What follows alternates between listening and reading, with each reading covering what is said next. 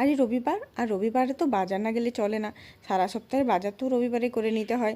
আর নিচে এসে দেখলাম গাড়িটাতে প্রচুর ধুলো হয়েছে, সেই জন্য আমার হাজব্যান্ড একটু পরিষ্কার করে নিল। তারপর সোজা চলে এলাম সবজির বাজারে। আর সবজি বাজারে এসে তো আমি বুঝে পাই না কোন সবজিটা নেব, কারণ কোনো সবজিই খেতে ইচ্ছে করে না আর।